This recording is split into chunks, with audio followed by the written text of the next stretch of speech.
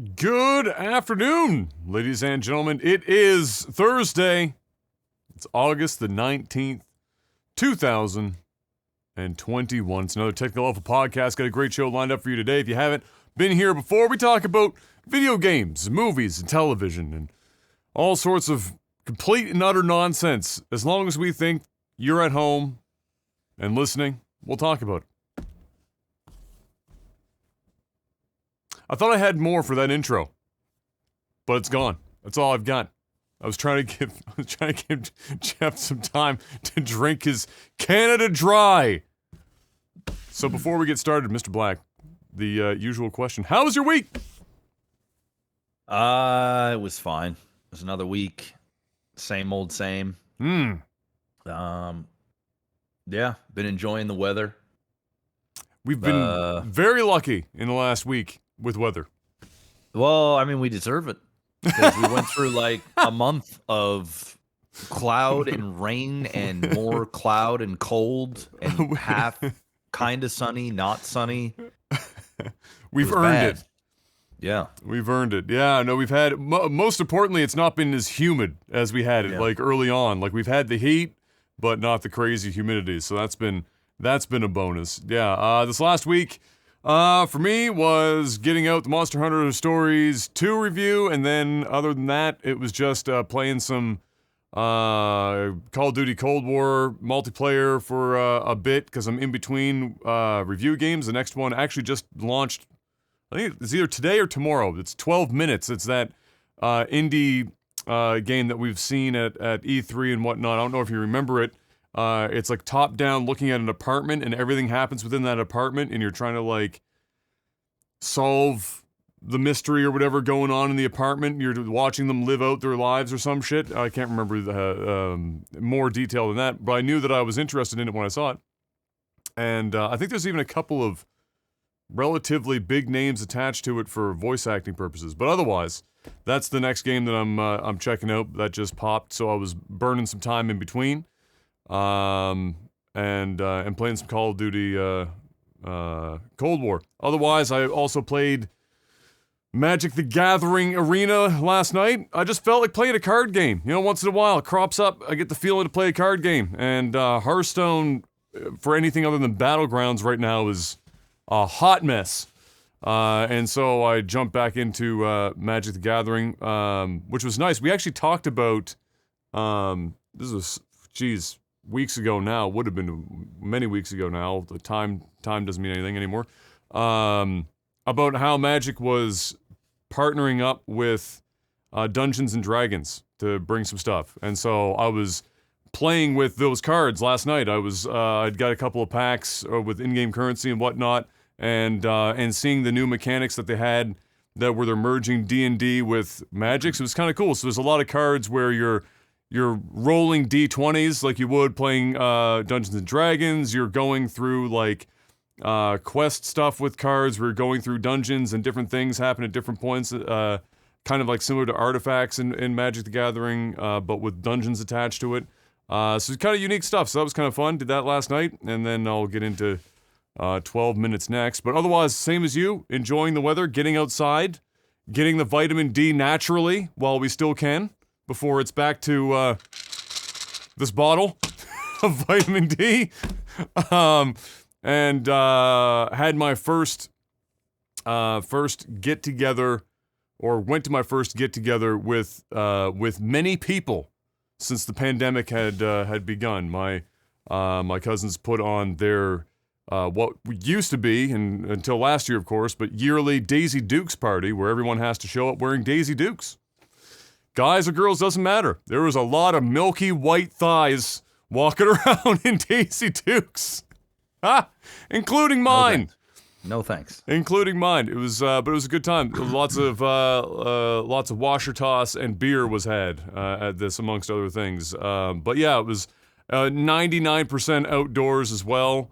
Of course, and I think we have like a 50-person limit. This event was like 25 or 30 people rolled up throughout the day. It was one of those things where the party just went from like 4 in the afternoon until whatever the fuck at night, and people just came and went as they could. But it was nice because you got to see people obviously that you haven't seen in 2 years or more, and but it still felt really weird being at like everyone knew everyone else was double vaxxed like weeks ago, and you know we're in a province where we have like essentially no cases except for whoever we're importing from, you know, other places via plane, but yet your brain still, when you're first getting there and you're seeing 30 other people and you're talking face to face, and this is a party, so everyone's drunk, so they're not talking quietly to you, they're like 3 inches from your face and screaming the whole time, and it just felt, you know, it feels weird, but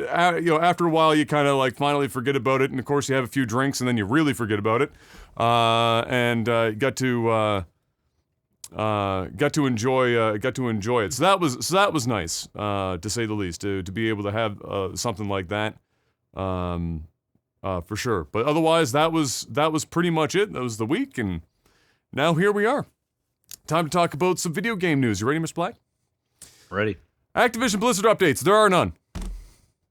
This week was just not really anything. The closest thing to news in regards to this was that peripherally, the same government agency that's investigating Activision Blizzard are also poking and prodding at Riot to allow their employees to work with the agency without fear of losing their jobs.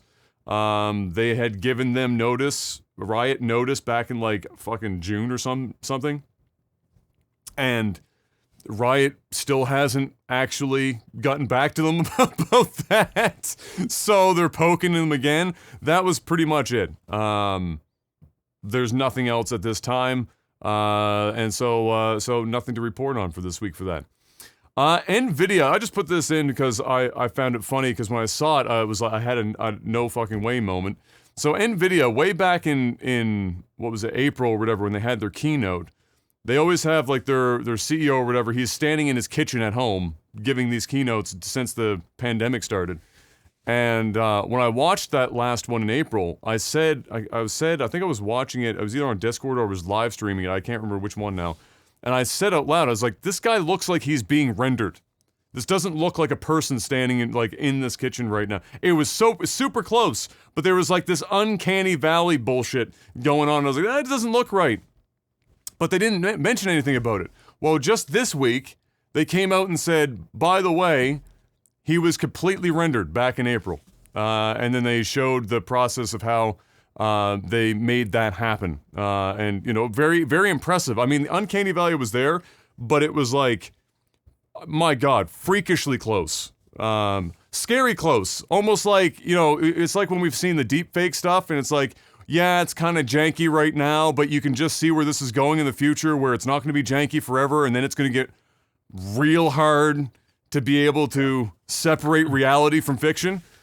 Like that keynote for the majority of people probably would have didn't even think about it. They just were like, "That's Jensen. He's standing in his kitchen giving his keynote." So I found that to be very interesting, because it did represent a relative leap forward for that kind of rendering. Unfortunately, that didn't make it any easier to buy graphics cards, so it's still gonna wait for that shit.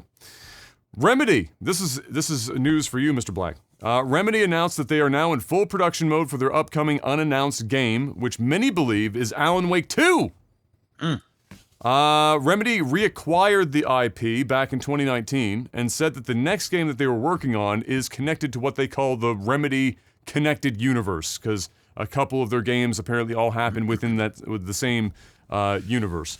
And that just led even more people to believe that it's Alan Wake 2 that is being produced right now.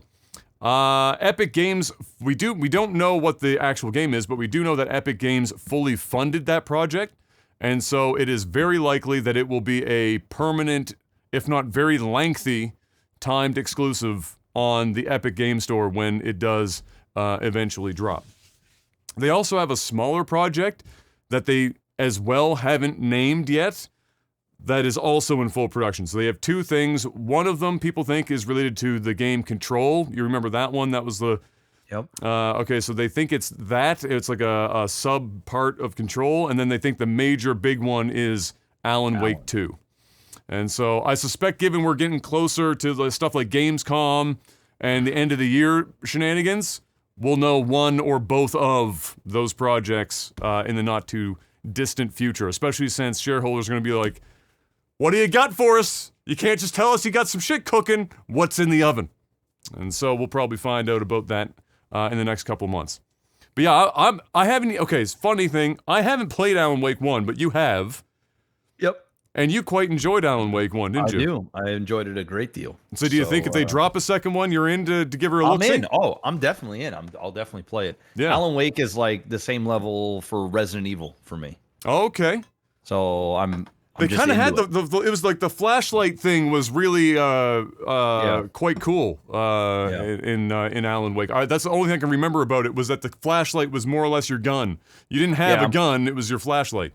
I'm pretty sure Alan Wake was like a writer, and then he went to a place. It's been so long since I played it, but he went to like a haunted house or whatever, an old house by a lake, I think, and was going there to get inspiration to write this book, and then shit just started happening. He got more than inspiration. Yeah. He got a horde of, they weren't zombies, right? They were like, no, it was like it was like ghost it was stuff? like kind of ghost demon type things, I don't think it was zombies, but I think I have the game. You probably do sitting in there somewhere. Over there somewhere. Because that was the 360, right? 360. You would have played that on, yeah. So yeah, hopes for Alan Wake 2 are high. It'd be nice to be able to see that. I would like to see them package that shit together. Or like give me a what if the smaller project was an Alan Wake 1 remaster to lead into Alan Wake 2? Could be. I'm there for I'd that. Play too. that. I would definitely play it because I missed the boat the first time around, so I'd be very interested in hopping in. But again, we'll find out more about that probably in the next couple months coming up. Data miners have, you know what? As much as I love data miners for the stuff that they find out, I have to imagine that developers really fucking hate these guys. The shit that they pull out of the out of the games and then stitch together, and they're like, yeah, we found this, and so it means that this was going to happen. So, case in point, data miners dug up some leftover files for The Last of Us 2, discovering the remnants of would-be multiplayer functionality, and to be fair, we did know that they were considering for fielding the idea of doing some form of multiplayer mode for Last of Us 2 before they ditched it and said, you know what, we're just going to focus entirely on the single-player campaign. But it also had contained information for a map that was large enough and tiered, like leveled armor that made it look like a Battle Royale-esque mode was also at some point considered. It doesn't mean that it would have been Battle Royale, but a really big map and leveled armor are like two of the like staple cornerstones of Battle Royale. Big-ass map and tiered armor. So... and given the popularity of BR, I'm sure they did. If they were going multiplayer, somebody inside said, "Should we just join the BR fucking craze?" And they probably did field the idea of that as well. But either way, obviously, it didn't happen, and probably for the best. That The Last of Us is just a single player. Don't go there. That's like BioShock 2 having multiplayer is still one of the dumbest things I think that has ever been done in video game history, because like. Even if you like BioShock 2, nobody fucking talks about it because it's just, the single player just didn't get all the attention that that and subsequent BioShocks did because of that multiplayer. QuakeCon kicked off. That's happening, I believe, right now. Today and possibly for a couple days. I'm not sure how long the event is. But it kicked off, and we've got some info that Quake 1, 2, and 3, and we already sort of knew this because they were getting ratings from like ESRB and all that shit for these games coming to different platforms. So Quake 1, 2, and 3 are coming to the Game Pass, Xbox Game Pass through, although according to Nibel on Twitter, it seems that 2 and 3 may be PC only in regards to the Game Pass. Quake 1 itself is getting quite an upgrade, so that's getting up to 4K I don't know about 2 and 3, but I know about Quake 1. So Quake 1 is getting up to 4K visuals, widescreen resolution support, because this is a game that when it came out was That bitch was 4:3. There was no widescreen back then, so it's getting widescreen support for this as well, is up to, like I said, 4K. It's also getting enhanced models, new lighting, anti-aliasing, and depth of field. And it also includes the original expansions and a new one that Machine Games made for this release as well. So there's 3 expansions in total. It also has local and online multiplayer. So they gave this bitch the works, the whole thing. And I suspect there's a lot of old school FPS fans really happy about that right now, because Quake is like, it's like the granddaddy of PC, at least PC Twitch shooters for sure. Quake One, at the very least, is also coming to PS4 and PS5, as well as like the Xbox One, so it's multi-generational and whatnot. And I've even seen in the news that in a couple places that it got a rating for the Nintendo Switch, and so I can't tell you for certain, but apparently that it could also be showing up on the Nintendo Switch, which is perfectly reasonable because as weak as the Switch is, I'm pretty sure it can run Quake. So, yeah. Whether or not there's a lot of people out there dying to play Quake on the Switch, don't know. But it is apparently going to be a possibility. I never played Quake back in the day. That was like just before. Well, it wasn't just before, but it was before I had my hands on a gaming PC that would have even been capable of playing Quake. So that shit just never happened. It was really not until, my God, what, 2000? Probably around 2000 when I had a PC that could even play games marginally well. Like when you and I got into StarCraft, for example, it was already 2 years old, like when we got into it. And so I missed the Quake boat and all that kind of nonsense. Did you ever play Quake back in the day? I played a little bit, but I didn't. I was more of an Unreal Championship guy. Yeah, those were the two. That was we played on the original Xbox. Yep. What was that tournament? Unreal Tournament, I think was the one on the original Xbox. We played a shitload of Instagib on Xbox Live. And you know what's sad? I still make this comment a lot. So I remember that. I have vivid memories of that fucking game mode. You and I played like fucking hours of that shit. Yep. And one of the saddest things that I can make a comparison to is that online experience was more stable and playable, even though it had high ping. So it's not like you had like 24 millisecond ping. We were rocking like 110 millisecond, somewhere in that neighborhood. That aside, the actual experience of joining friends, getting into a match or matches consecutively, and just playing the game was more stable than most of the modern shit that I play today. That's Warzone, that's Cold War, that's the Battlefields and shit. Like and that shit was just thinking about original Xbox Live, which was really, the fucking Dreamcast had online support and stuff, but Xbox Live is what really kicked that shit off and said, console online stuff is here. It was so long ago, and to even think that it could produce something that was more stable than some of the more common games today is just depressing to me. But nevertheless, fun times. Instagib was like the only game mode we played. We were mostly, I think it was probably because we were too shit to actually consecutively hit somebody to kill them in the regular game modes. So at least in Instagib, if you hit like their toenail, they were dead. You were good. But yeah, good times. So Quake, anyway, regardless, that's a different game entirely. But Quake, lots of people are going to be excited about that, and it looks like they're doing a good job with it, so that's wonderful. Next up, Pokemon. Mr. Black, it's one of your favorite topics. We love to talk about Pokemon here on the podcast. Pokemon event happened this week. And it was showing off Pokemon Legends Arceus, which is like their latest open world Pokemon game. So this is their second attempt. This is their second up to bat at the open world thing. And they also announced an updated Brilliant Diamond and Shining Pearl.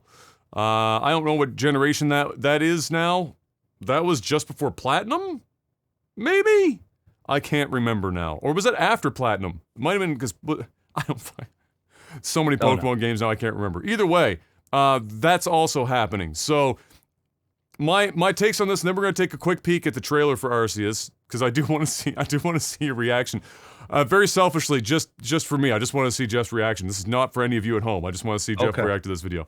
But Arceus, to me, not to prime Jeff ahead of time, but it doesn't look so fucking hot. But I won't say more than that until we watch the trailer. Brilliant Diamond and Shining Pearl is getting custom Pokeballs and Pokeball effects. So there's a video for that as well if you want to check it out, where you can actually, like, you have stickers and stuff, and you can customize how your Pokeballs look, so when you're throwing them and whatnot, you're getting your custom Pokeball. And then also the effect when it hits the Pokemon and, you know, opens up or whatever, you can also customize that, which is kind of neat, honestly. I'm surprised they didn't do that earlier, but it's fucking...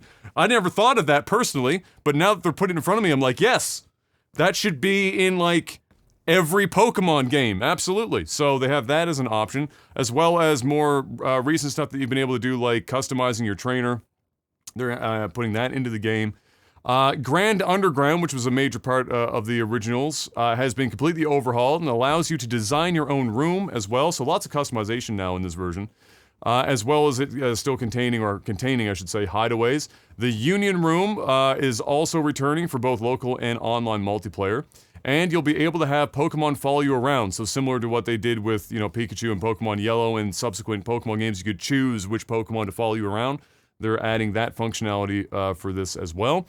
Pokemon Home, which is that, like, thing that's supposed to allow you to tie all of your Pokemon across the 600,000 fucking Pokemon games into one unified location, will be added, like, support for that will be added in the future.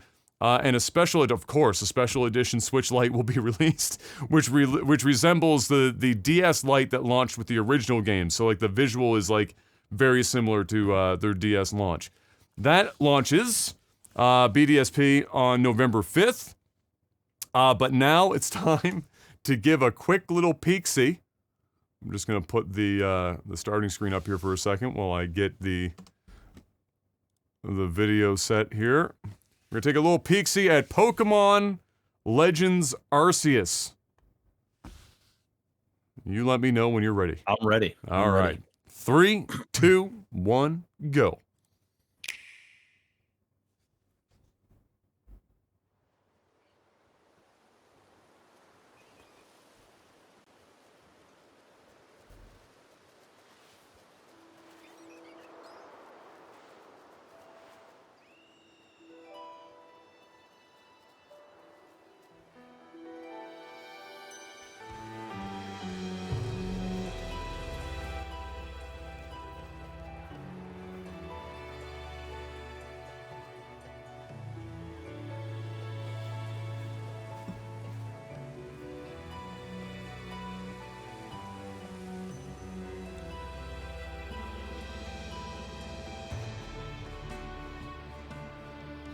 This on the Nintendo 64? Alright, now here's the sad part. This is the game looking its best, because it actually goes downhill from here. There's the Breath of the Wild, you know, mountaintop view. That... oh god.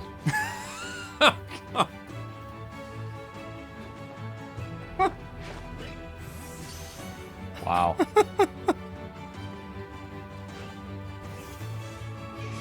Nice throw. Oh, he's gotta fight it.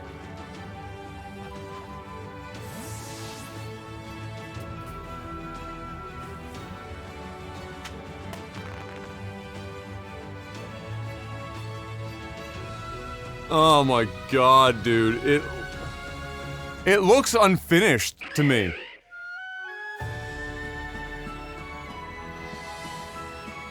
How epic. This is supposed to be their money shot too, like. Yeah.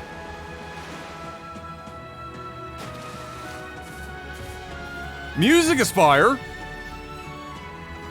Like, there's that.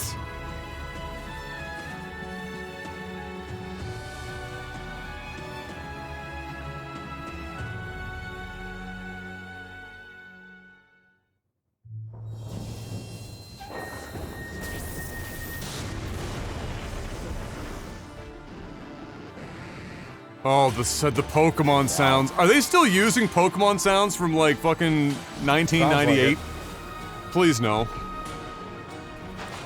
I mean, the Ursas didn't exist until like what, early 2000s. Oh my god, it does sound like they're still using them.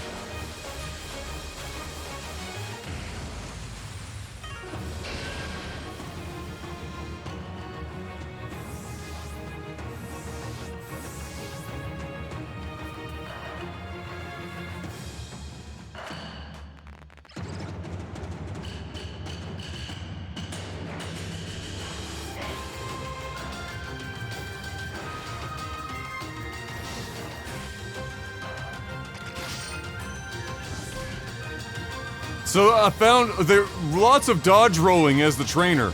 You've become quite acrobatic as the trainer, and I believe you can actually get hurt as the trainer. I'm not sure how that's going to play out, but they got brave enough to actually allow the trainer to be hurt now. Not actual gameplay footage. No. Oh, no. This is... It's like the Animu cutscene. I like that they did put that in there to ensure that people couldn't possibly confuse that with the gameplay. January 28th, 2022. Mr. Black, how did you feel about Pokemon Legends Arceus? Okay. I'm gonna be honest, man. I only want you to be honest. I wouldn't want you to lie now. Don't start now. You haven't before. Don't start now. Like, what system is this coming out for? That's the Switch. I mean, here's the thing. It's Pokemon. So, I mean, at the end of the day, I'm not really playing Pokemon for the graphical Fidelity. Fidelity, yeah. I'm really playing it for the fun of collecting Pokemon, you know? I mean, listen, if I can go on my phone and do the Pokemon Go shit, and get some kind of enjoyment out of it, I there's a market for this. It ain't me. So to your point, does it look like what we saw in there? So ignoring the graphical part of it, because I agree.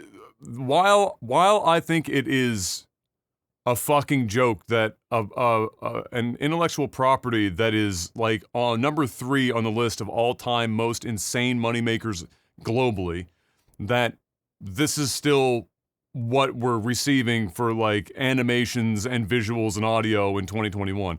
Ignoring that fact, I agree that it is more about the experience of battling, catching, and collecting the Pokemon. It's always been that way. Did that part look exciting to you? No, it didn't look exciting to me. But once again, it's not a game created for me.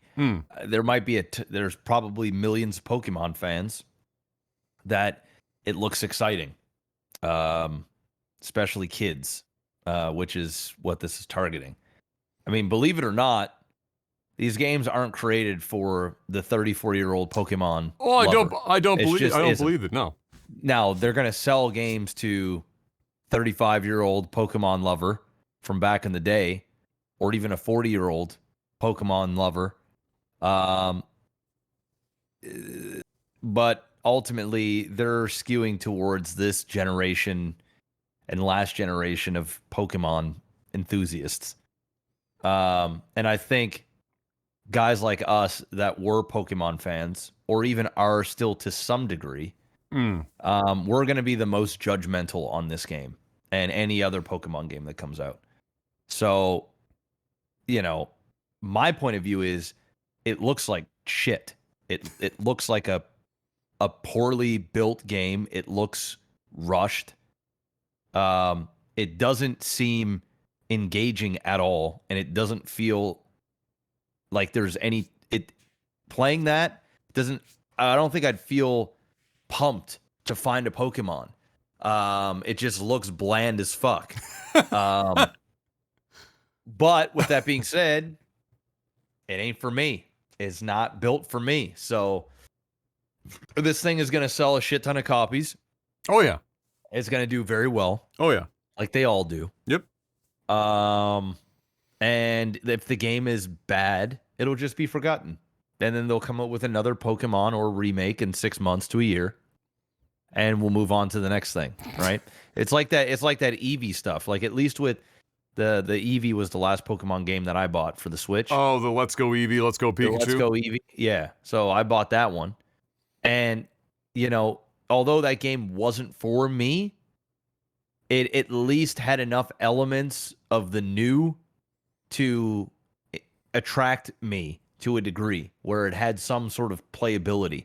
And just visually, it looked like a good time for It was a Pokemon step in the right direction. Yeah. This is like, you know, if you told me this was stuff from GameCube era, I would have believed you. If someone was like, "Yo, this it does look like a GameCube footage." It does look like a GameCube game minus maybe like bumping the resolution from 480 to 720. Like is what it looks like. That's what it looked like. It looked like a GameCube game. So I'm not saying GameCube games aren't fun or can't be fun. It's just like, come on, guys. Come on.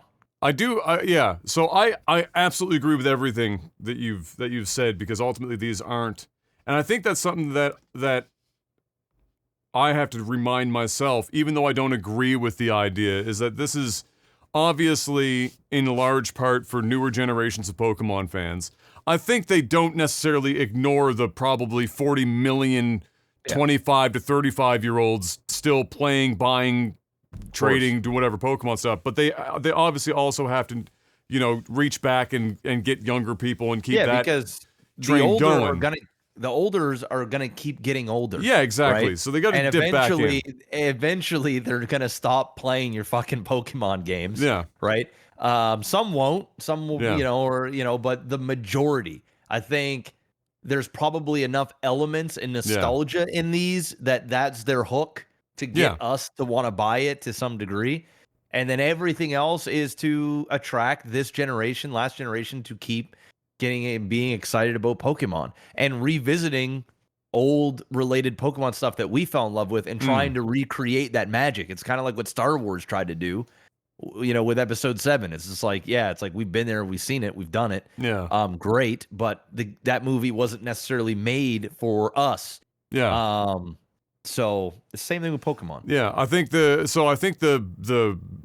thing that I focus in on more as well than you touched on there was that visuals aside, right? Which, you know, because with the Switch, I just automatically assume the games, you know, unless they're like a platformer where they can keep the render distance lower, so like Mario games and stuff, they can get away with a bit more, looks a little flashier. You start getting an open world like this, and, you know, Breath of the Wild ran at like fucking, it struggled to maintain 30 frames. Yeah, so you got, and that's the benchmark, right? Like that's still like visually on the Switch, Breath of the Wild is the benchmark. So I'm not going into a Switch game thinking, oh, it's gonna look really, really fucking good. I also don't think it's gonna look like this, but that's beside the point. I think the most important thing for me watching that was that the actual gameplay that they showed, that even if this is for kids, right? I understand that, but like, there are a lot of games designed and made for kids that look and play a lot more engaging and quality than what we just watched in that video. And I have a different level of expectation for a company that's like been making video games for almost as long as we've been on this fucking planet. And specifically this property. Like it's not like they've made like 800 different videos. They've been making Pokemon games for 30 years. So like I have a certain expectation that at some point, you know, I get that they're not necessarily entirely for adults and whatnot, but the quality of things like the actual gameplay experience, that all looked terrible. Like engaging with a Pokemon to battle it, the actual battling looked fucking atrocious.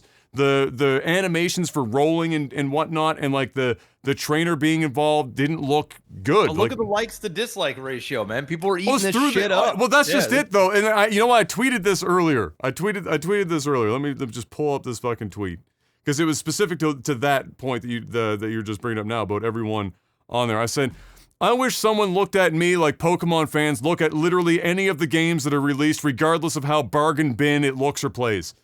Because that's it. Pokemon fans will fucking die for anything. It could look and run like and not just a visual, but like actually be a shit fucking video game. But it's Pokemon. So they're there for it, and they're going to buy it, and they're going to scream it from the tops of all the mountains.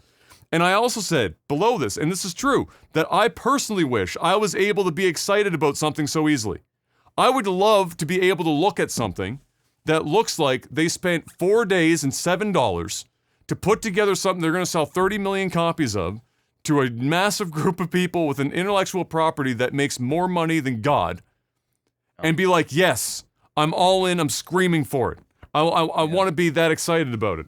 But I can't. And then the last part about that, and I'll ask this for you, like, when we were playing back in the 90s and early 2000s for Pokemon, if somebody were to tell you the Pokemon games would be barely breaking into basic open world gaming with C-tier visuals over 2 decades later, I wouldn't have believed you. I think that's impossible. You gonna tell me that in 20 plus years from now, they're gonna only just crack the surface on open world and have it look like a C-tier, like they just pulled up some people at a fucking high school and put them on a team and made a video game? I'd never believe it. But here we are. I thought for sure we would be at the point of a Pokemon MMO. Yes. Where people are literally just sitting in this fucking world of Pokemon all the goddamn time, leveling up their Pokemon, collecting them all, staying in there forever, going through gyms. I mean, that's where it's at. The reason why these games are being published the way they are is because they don't have to change. Because they're being allowed, they can get away with it. They still sell 30 million copies. Yeah. Why would you innovate, right? If you don't have to. And until their games start to teeter, that's when you'll start to see them push the envelope and reel people back in. Until then, they're just going to do, like you said, some fucking bargain basement bin shit. That might have 1 or 2 redeeming qualities. It's the goodwill. That's the show. That's the show. So I mean, just the last comparison I'll make is that having just played Monster Hunter Stories 2, which is essentially Monster Hunter Pokemon, it looks, runs, and plays orders of magnitude better than whatever the fuck that is. It's just not Pokemon. Not Pokemon. And that's really the crux of it, is that it's not Pokemon. It's not Pokemon. You can't collect ice cream cones that have the ability to fight in Monster Hunter. It's not possible. Can't do it. Call of Duty Vanguard, Mr. Black, was properly announced. That's the next Call of Duty that's hitting the shelves. I believe this one is underneath Sledgehammer Games. And the announcement as well that an anti-cheat will be launching alongside of it, which means anti-cheat is coming to Warzone. Can I get an amen? Amen. Everyone was like, my God, why wasn't this a thing originally? But here we are. We'll take it. Just give me anti-cheat, please. Please, God. But yeah, it's going back to World War II. Just in time for Battlefield to go not World War II. So they've exchanged hands. One's going backwards, one's going forwards. I believe this one's running on the Modern Warfare 2019 engine. So visually, it probably is going to look fucking incredible, because 2019 Modern Warfare engine is quite impressive. And then we'll just have to wait and see if the rest of it holds up for sure. But this is also, so just as other side notes here, it comes with cross-play, cross-generation, cross-progression, and just for the meme, I said possibly even cross-dressing. All for the launch, November 5th, Mr. Black. Oh, it's everything. Can't wait. It's everything. Can't wait.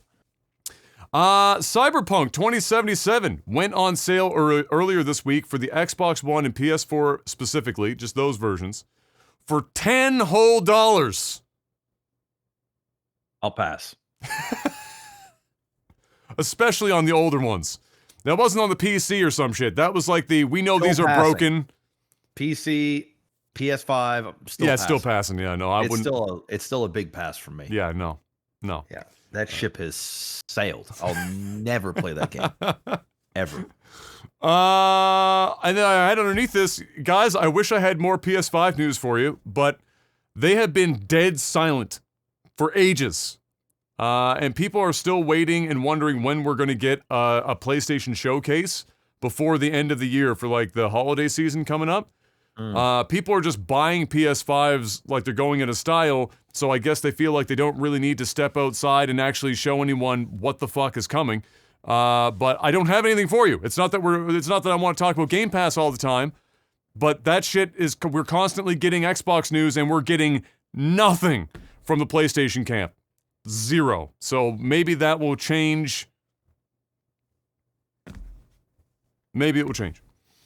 Second to last thing I have here. Outriders, which I reviewed, and by the way, it's a bad video game. Outriders developer has yet to receive is the word I wanted to use there, royalties from the publisher, who is Square Enix. And they haven't even been informed of the sales figures. They're estimating, now I don't know how they estimated this, I don't know if they included how they got to this point or not, but the developer is estimating that they sold 2 to 3 million copies. Which should have pushed the project into profitability. But they have been given no money from Square Enix, which, based on the contract, would lead everyone to believe that they haven't actually gotten into the green yet. So they're not giving rev share because they haven't actually become profitable at this point. But that was a relatively big news because, of course, the first thing that every headline was Outriders developer hasn't been paid by Square Enix yet. And then you dig a little deeper and you find out that this was like a game as a service that came out that was supposed to be complete, ran like shit, played like shit, was mediocre at best, not a lot of people hopped on, went to Game Pass, didn't even push the numbers all that high, like not even into like I think the top 50 for Xbox Live. If you're on Game Pass and a game as a service and a shooter and you're not in the top 50, you're not profitable. It's just not happening. There are many games on the Game Pass that 5x'd their revenue going into Game Pass. So if your ass ain't even in the top 50, I wouldn't be looking for any checks coming from Square Enix anytime soon. No. Just saying. And last but not least, Forza Horizon 5, had a nearly 15 minutes of gameplay shown off. Raw, straight out of an Xbox Series X in 4K. And you can go and watch that if you haven't already, if you want to take a look at it. And yes, it still looks really fucking good. It's a good looking video game. People were bitching about the fact that it was running at 30 FPS because it was in its graphics mode. There's a performance mode for it as well if you want 60 FPS instead of 30. But obviously they were showing what it looks like just crammed to the fucking gills on the Series X.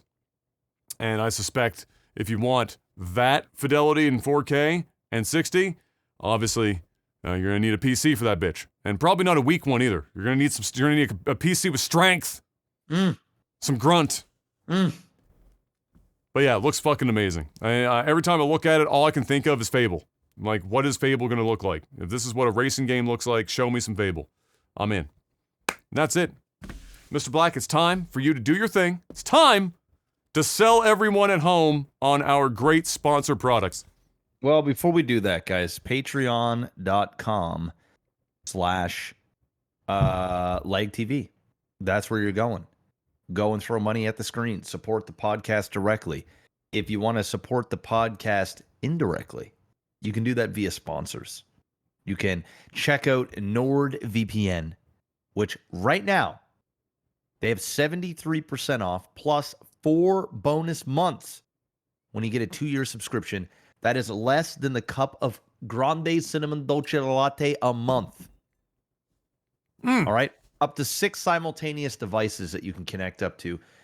Watch different regions of Netflix at the click of a button. I mean, that in itself is worth the subscription. Plus, you stay safe and stay anonymous. You can't put a price on your anonymity. You just can't do it.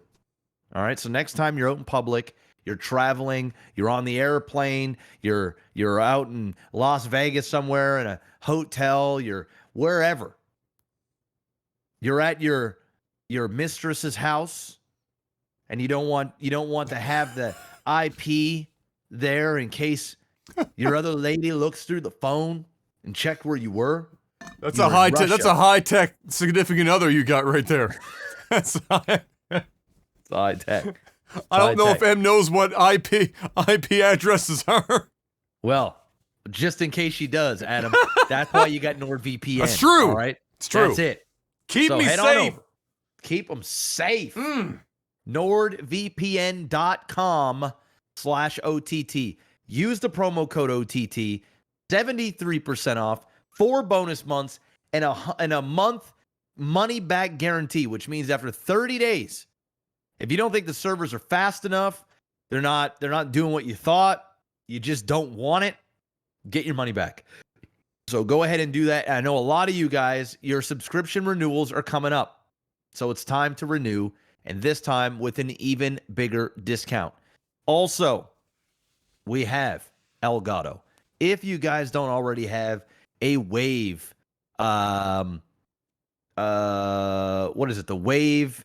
Geez, there's so many products now. I'm gonna have to legit. Well, make the a other list. problem is Wave is at the front of 3/4 of their new products. Exactly, right? So we've got the Wave XLR. Yes. Right, which is their new audio interface that you can go ahead and put in your XLR microphones into the audio interface that has phantom power so that you can use your condenser mic, your dynamic microphones, and that isn't your regular plug and play USB.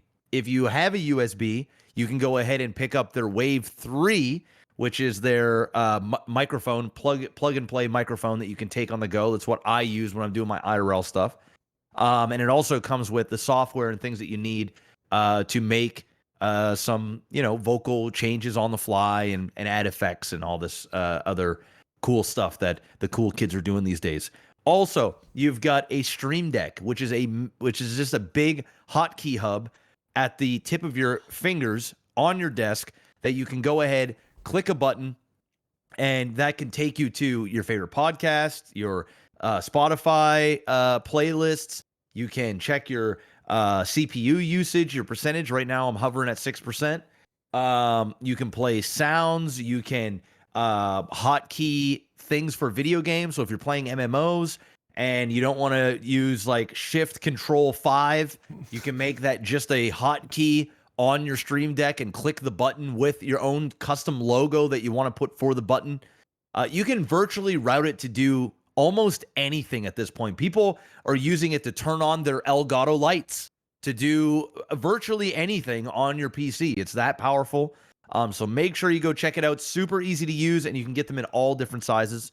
And there's tons of products. If you guys want to go check out Elgato, link is in the description below. Head on over there and go and check out what they got to offer. And keep an eye on Amazon, because we are getting closer and closer to sale season. Things are going to be coming, so keep an eye out as well. And that's it. Boom. Which means it's time to move on to movies and TV. I love how Discord just randomly will like cut your audio. So like in the middle of that, it's like movies and tea.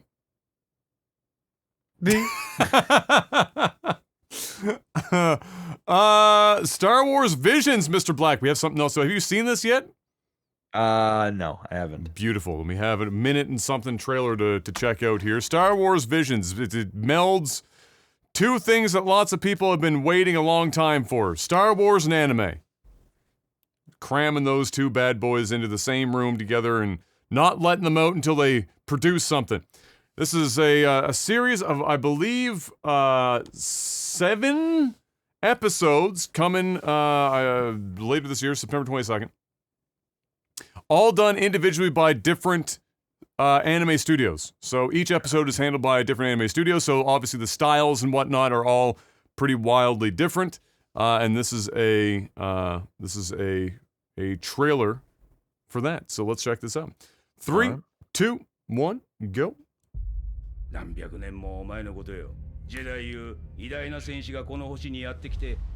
There is an English version of this, by the way, but I figured, we might as well stick with Japanese.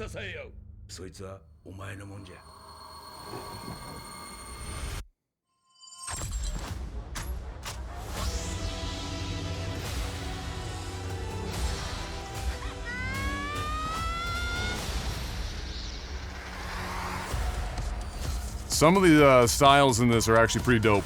お前は生まれた時からフォースに導かれていたのだ。この時を待っていた。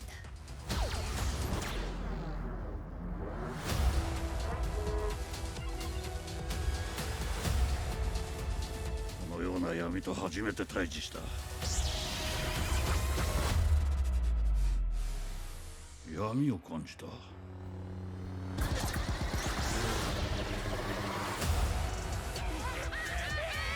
いつかちゃんと家族になれるから。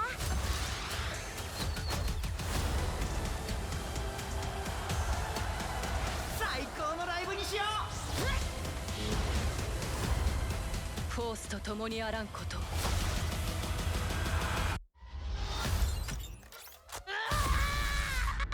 謹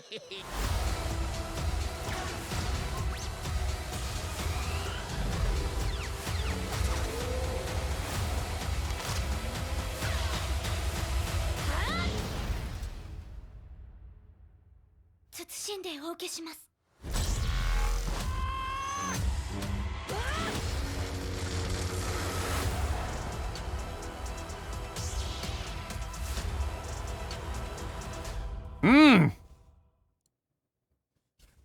I'm in. There's at least 3 art styles in there that I got a little moist over, for sure. But what did you think about the glorious Nippon steel folded over 50,000 times to create Star Wars visions, Mr. Black? I mean, I'm not gonna hate on it. I mean, usually this sort of stuff isn't my jam, but there were some cool looking stuff in there. And it is cool to see Star Wars being used in a non-traditional fashion. And yeah, I'm in for this. I mean, it's free on Disney Plus. I mean, what's the worst If you have that can Disney happen? Plus, you can't lose. Exactly. Check it out. So, yeah, I'm in. I'm in for this. I'm most, like you just said as well, I'm most in for it because of one, you're always going to get a bunch of unique visual takes on Star Wars, which we don't always get a chance to get. You know, the closest thing we've got was, you get the cartoons or like, Clone Wars and shit like that. But that's not quite the same as what we're getting here. We're getting some dramatically different styles there's some real grungy styles in there. There's also more kiddie styles and whatnot as well. Quite a breadth of visuals there. And more specifically, it might be fun to see when you're handing it over and just saying, go nuts, do whatever the fuck, to see what Star Wars is presented like when it's done by somebody completely out of the culture in which it was birthed from, right? It's like a wildly different take. It's not a bunch of like the usual suspects writing Star Wars. It's a very different set of brains and creative minds behind it. So definitely going to check out that stuff when it drops. It's not too far away. It's about a month away. So we'll probably, if we watch at least a few of them, we can discuss on the podcast how we felt about it when the time comes. Fast and the Furious 10, Mr. Black, April 2023. We got 2 more to go. I haven't even watched 9 yet. I did. Oh, you did? Wow. Family. It's been hard for me to bring. I've had multiple opportunities. I just haven't. Every time I kind of want to watch it, I just realize that the movie's probably going to suck, and I just don't really want to watch it. So do you want me to just give you my take? I won't spoil anything, obviously. Hey, you can give me your I'll take. give you the take. So, I enjoyed it. I didn't love it. It wasn't like I don't need to go back and watch it again necessarily kind of thing, but I enjoyed it. And the reason why I enjoyed it is that it was just enough nostalgia used in this movie. Okay, let me say it this way. When you remove The Rock from Fast and the Furious, it's amazing how much better the balance is between the old school feel of Fast and the Furious and the new action-oriented style that they had to take on after, you can only do cars for so long. It's amazing how much better that melds. because it's not just about the Rock show anymore, which is like when he was in the movies, it was like, how much Rock and Jason Statham and shit can we get on screen while they're here? And even though nobody necessarily watches the movies for the story, because it's fucking Fast and the Furious, honestly, I think everyone is there for other reasons. It's still nice to have it be a bit more cohesive instead of just being like this splintered faction between Dwayne "The Rock" Johnson and then everyone else. Yeah, I enjoyed it. The writing is terrible, like actually fucking awful. But none of the movies had particularly amazing writing anyway, so that's kind of neither here nor there. The family thing is definitely memed for good reason. They could have, if they took out, like, I think I was saying this to Hallie, if they took out 2 or 3 of the family, monologue type bullshit, it would have probably been a little bit less grating, but it was there.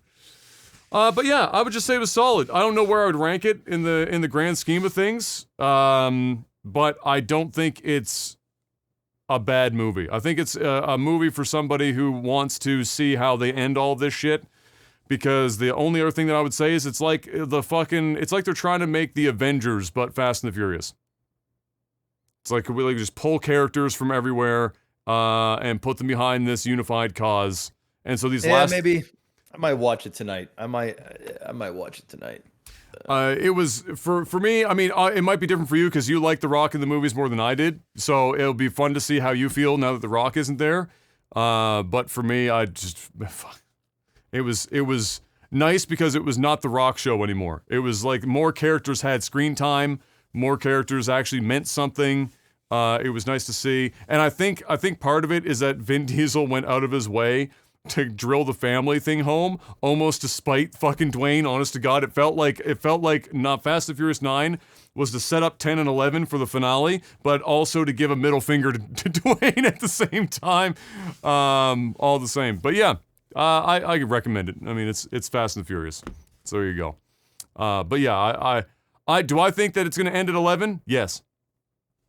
I think it's dumb. These people are getting fucking old. That's I think there'll be spin-offs. There'll be spin-offs. Yeah, like they'll still use the name. Yeah. Or you might get another Fast and the Furious in 15 years, 10, 15 years. But this group of people, like as it's been going, I think 11 is totally gonna be the show. They'll reboot all of this down the road, and then they'll have an old Vin Diesel kind of show up and pass the baton. Yeah. To a new group in like the next 10 years or whatever. Right? Because this was the first one I watched where I'm looking at the characters and I'm going, these people are getting old. Like this is the first one where you're seeing it in their face now. Like you can keep the body going, but the face starts to show it, and like some of these characters are starting to look fucking. I mean, Ludacris looks like he's 25 years old and probably will until he's dead, but everyone else in that movie aged. Yeah. And some of them did not age well. Some of them, I didn't even recognize them. It took me like 45 seconds into the scene before I was like, wait a minute.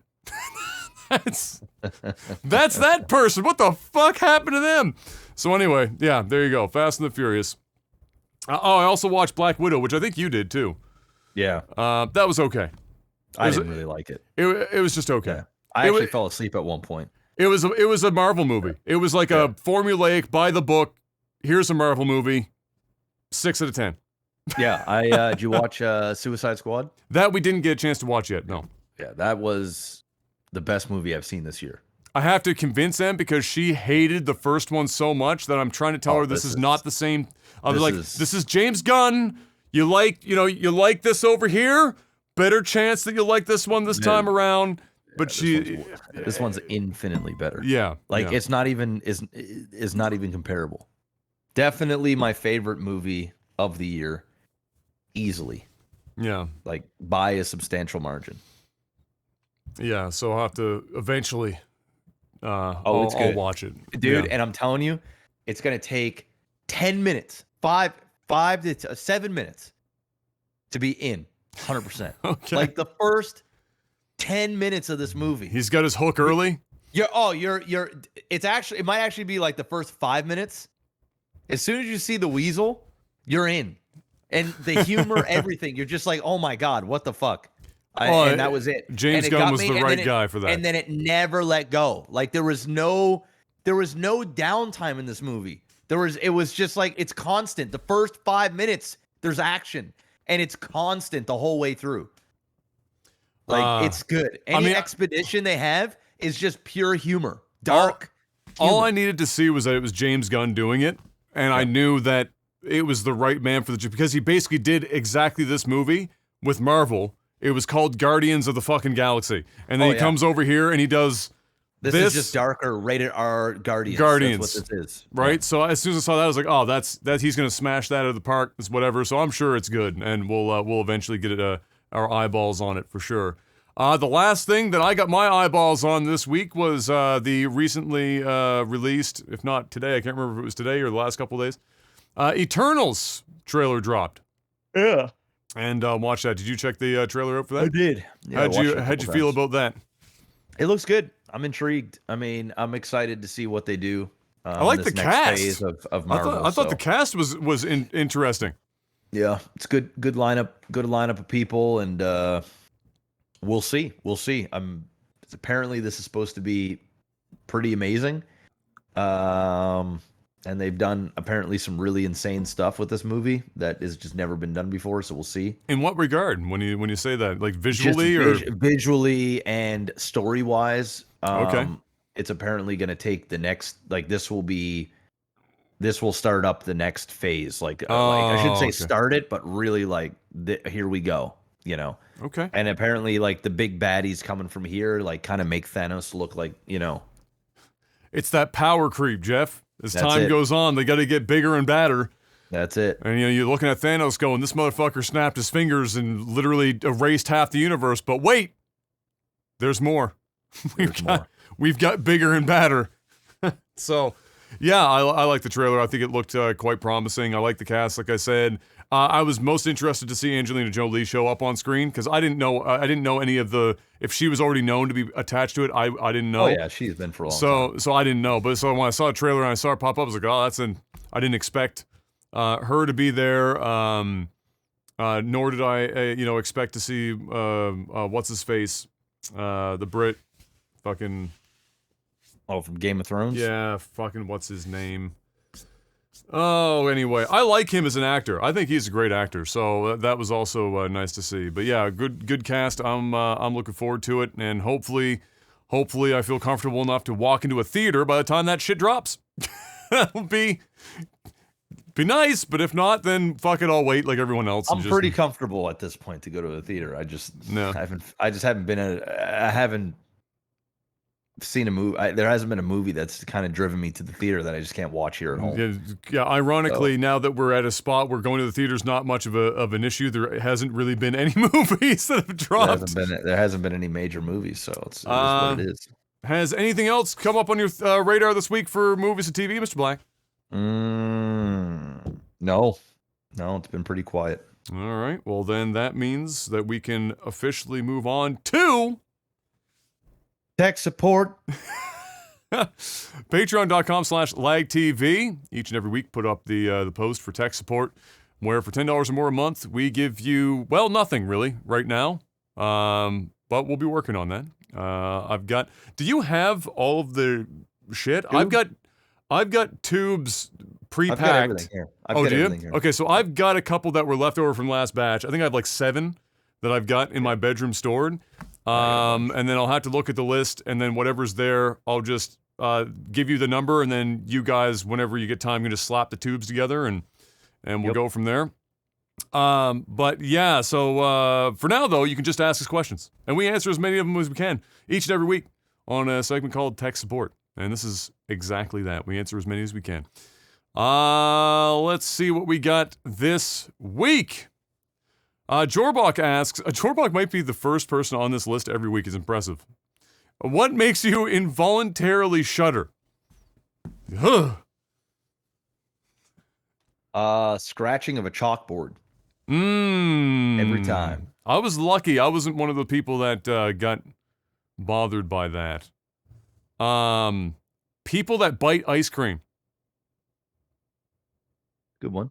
I don't, like, my teeth aren't crazy sensitive, but they aren't so insensitive that I can just go ahead and fucking start biting ice cream.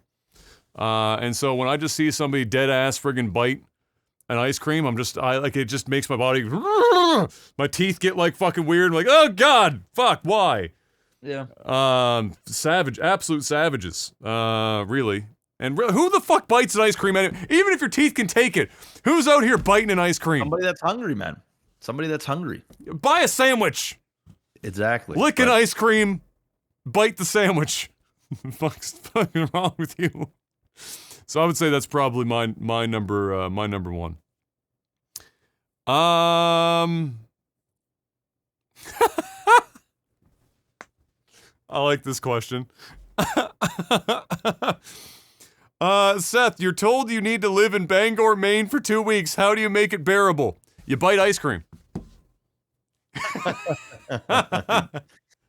Yeah. Because that would be the most exciting thing happening in Bangor, Maine, would be biting ice cream. I don't know. What the fuck do you... Just give me good internet and just I'll lock myself in a room for 2 weeks. Yeah. I mean, it's a pretty place. Maybe I'd go for a few, walks out. You know, they've got some wooded areas and stuff. Maybe give it a little look-see. But, you know, ultimately, I mean, my God, I was only there, we were only there for 24 hours. My ass don't want to be in Bangor, Maine any longer than 24 hours. I can tell you that much. That was a gong show. DeFuck is Bangor, Maine? Exactly. That's exactly the point. That's just... Nobody knows. Every time I think of Bangor, Maine, all I can think of is being stuck there, but most specifically, all I can think of was that there is so little happening at this airport that they felt comfortable employing one security guard, and that security guard was 86 years old. Standard. That's Bangor, Maine. The airport has one guard, and he's geriatric. Dan Jim asks, do you enjoy spicy food, and do you find any particular spicy dishes which are straight fire? See what I did there? Very well done. Good dad joke. 10 out of 10. I like spicy food. As for spicy dishes, not in particular. Like, I don't really eat too many spicy dishes. I would say like the I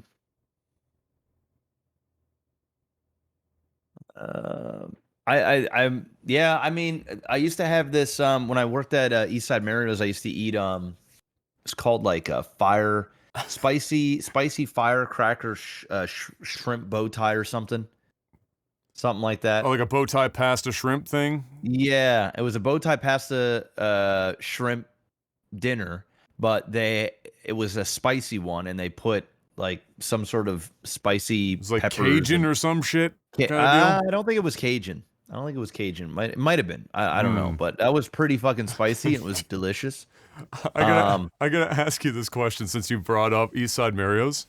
Eastside Mario's or Swiss Chalet? If you have to work one place for the rest of your life, which of those two locations do you take?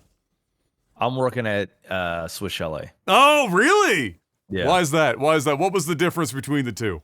Well, Eastside Mario's, you'd make more money, for sure. Yeah, just because the bills would be more expensive, and the clientele there aren't, 70 plus years old, where they typically give you a $2 tip no matter what the bill is, and be like, they think they're doing you a favor.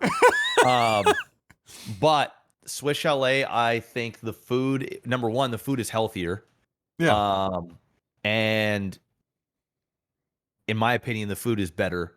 Even though you have more variety at Eastside Mario's. You just can't go wrong with chicken. Just chicken and ribs. Not saying you can't get that at Eastside Mario's, but it's not a chicken joint, and it's just a slower pace vibe. Eastside is like fucking, even as a customer, whenever I went there, I felt like I was like fucking on the edge of my seat the whole time. It's like, birthday, it's your birthday, everybody fucking have a great time. And you're just like, no. They did dead ass take the They did the Flintstones fucking remix for the birthdays. I forgot about that. Oh my God. So, I would pick Swiss. You know, clientele are just, you know, easier, laid back. It's not super fucking jammed all the time. Still busy, but yeah. I'm going with the Swiss. There you go. Anyway, you were continuing your spicy food talk. So you're in Yeah, on... no, I would go with the shrimp bow tie. I mean, my favorite like spicy type food is just like hot wings, like just like hot sauce. You know, just putting it on whatever. I don't really have too many. Like Kayla doesn't make any dishes that are like spicy. Yeah, that's like, oh my goodness, this is spicy. So even when we eat curry and stuff, it's not like a spicy curry. Yeah, I like spicy, but I like spicy where I can still taste my food.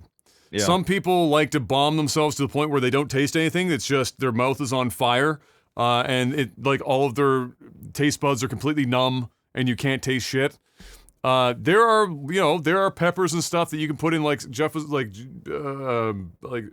hot sauces that nuke your mouth and you can't taste anything. And there are also some that nuke your mouth, but you can at least taste what's in the hot sauce. Like that's the direction I like to go with spicy. I don't mind if I'm gonna cry a little bit. Just make sure that I taste whatever the fuck is in my mouth. And so, for me, again, yeah, same. I like hot wings quite a bit. I love hot or spicier pad thai. Is another one that I'm a fan of. It's not traditional spicy in the way that people think about it, but ginger vegetables at Thai restaurants and sometimes other Asian restaurants, if they're using real ginger, they're using a shitload of it, and real ginger in large volumes will light your shit up pretty quick. Some people don't think about that, and then they'll like just bite a whole ass piece of ginger, and that's a poor choice, by the way. Don't do it. Healthy for you, but I don't suggest doing that shit. Grate that shit. Don't be biting a whole ass piece of ginger. So that's another one of my favorites is ginger vegetables. And then from the Korean side, anything with gochujang in it is delicious. So you can do Korean barbecue. Generally, there's like a gochujang, sesame seed oil, and sesame seed mix thing that you would put on the lettuce before you put your shit in and make like a lettuce wrap. That's fucking amazing and delicious.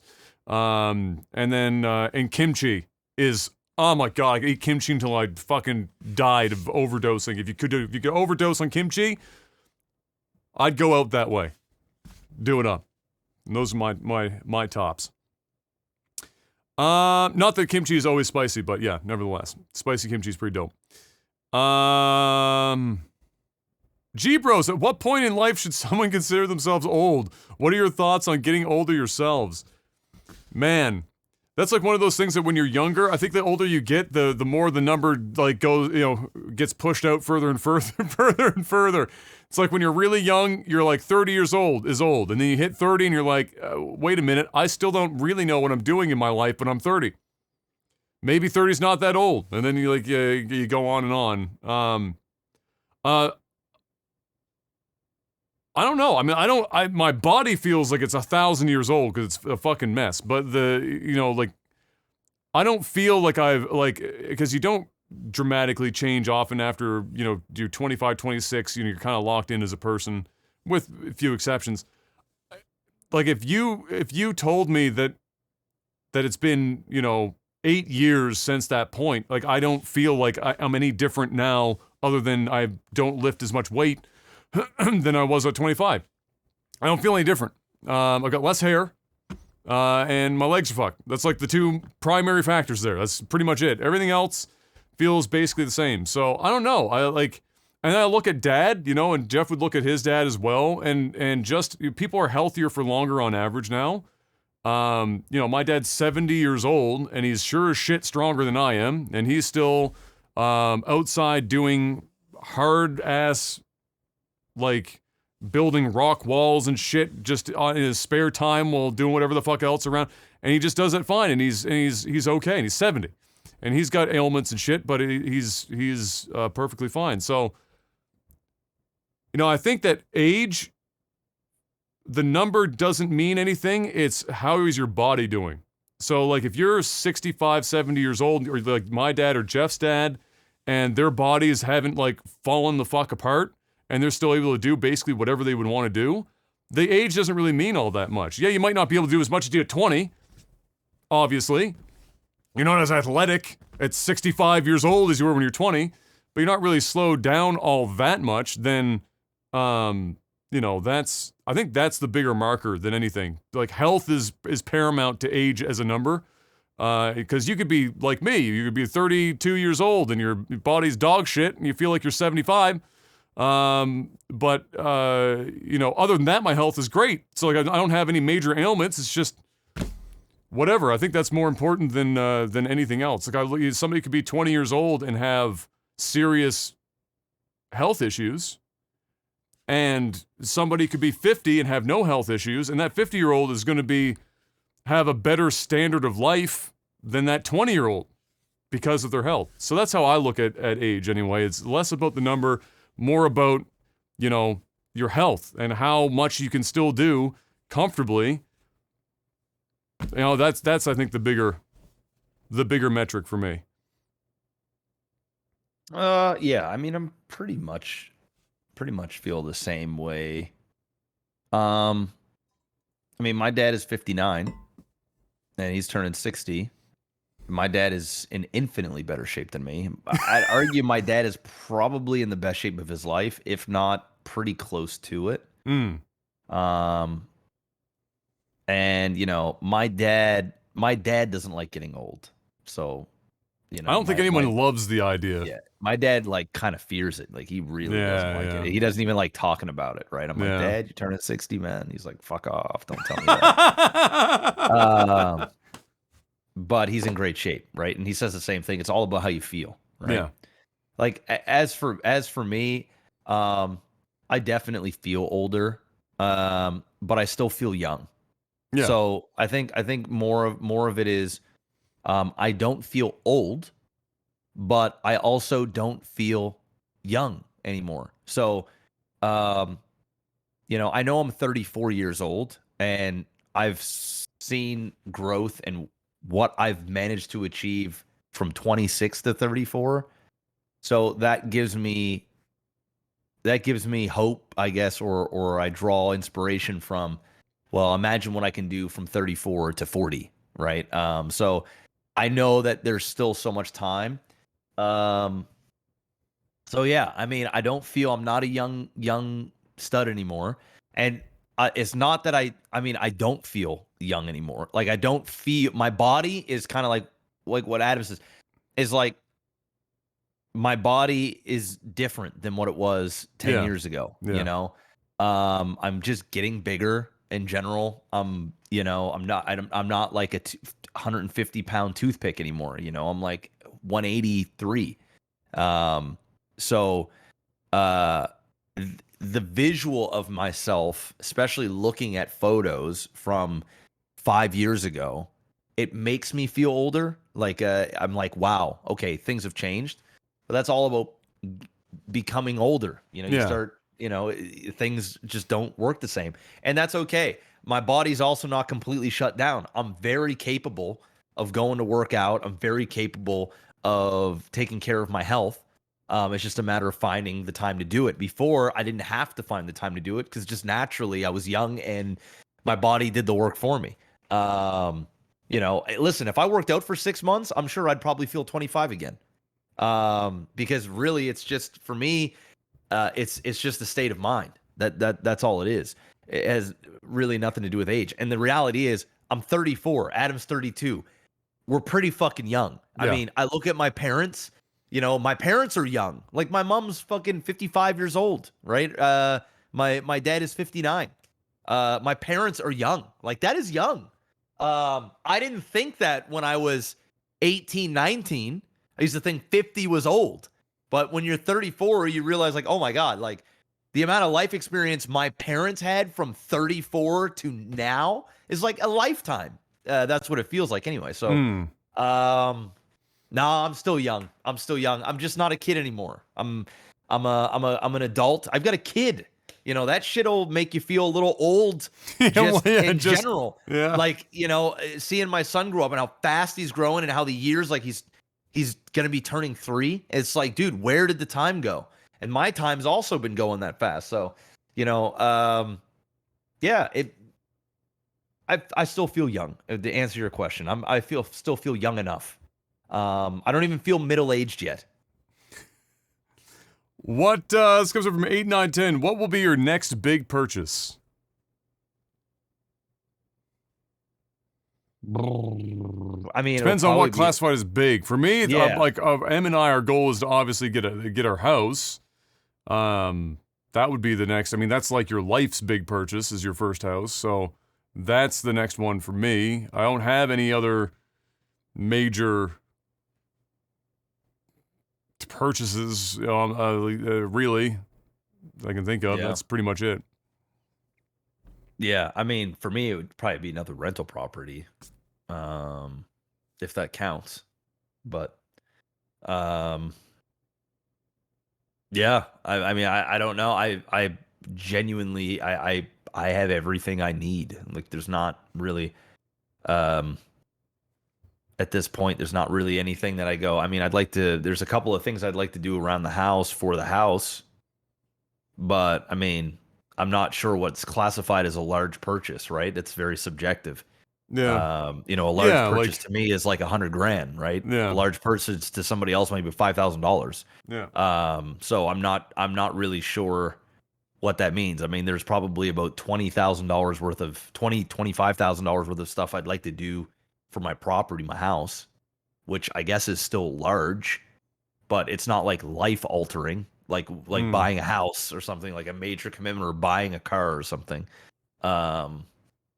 So yeah, no, it's probably gonna be a rental property, I would imagine. Mark Furry, Bobby Koenig is sweating at his desk. I mean, he probably is, honestly. The walls are closing in and he has no other option. He smacks his secretary on her ass and says, "Get me Lag TV. Who takes the call and what's your price and how do you save Activision Blizzard?" I'll do the job for $0 and I'll just simply fire Bobby Kotick. Done. Done. Who do you replace him with? I don't know. Get somebody Anybody with else. reliable HR to like hire somebody that's anyone else.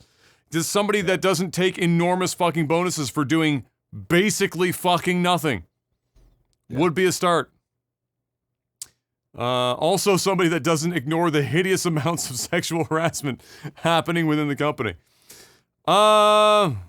Super Kami Guru, what's a deal breaker when you're, this is coincidental. Well, what's a deal breaker when you're looking into renting or buying a home or apartment? A deal breaker? Yeah, what's your deal breaker list? It has to cash flow. So, if I'm looking at a property and it doesn't make me a specific amount of cash flow, I probably won't even look at it if it's under 6% cash on cash.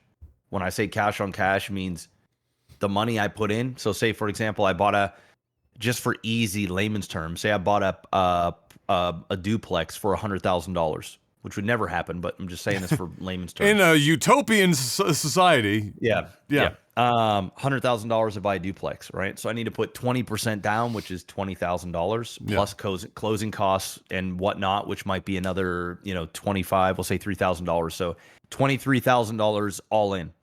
So after all expenses, property management, even though I don't have a property manager, but I still crunch my numbers as if I were to have one in case down the road I do get one, so that the deal still makes sense. So property management, that's usually 5 to 8%. You're looking at, property taxes.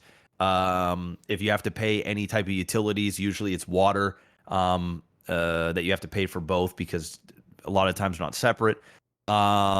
Insurances, taxes, all that stuff, mortgage payment.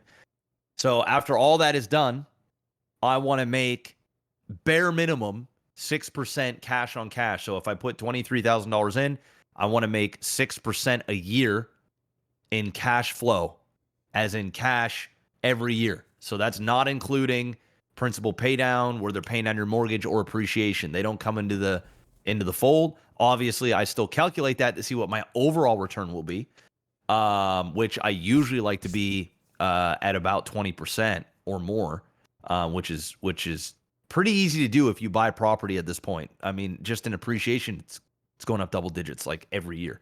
But that's a deal breaker. So, for example, I know people, real estate investors in other cities, bigger cities, that it becomes increasingly harder to have a positive cash flow on a property because the properties are so expensive. So that when you rent them out, either you're just getting by to break even, or you might lose $100 or $200. And there is a play for that. There are people that do that, and it's basically gambling that, like, hey, the market's going to go up. And listen, if you've got the bankroll for it, you've got the credit for it, and you can withstand losing money every month on a property, then okay, it's probably a profitable gamble to do if you plan to hold on the long term, because properties genuinely or generally go up in value over time. You might have a lull period where things might taper down a little bit for a few years or just break even. But over a period of time, if you're willing to hold it, for 7 years, 10 years, you're almost guaranteed to make money.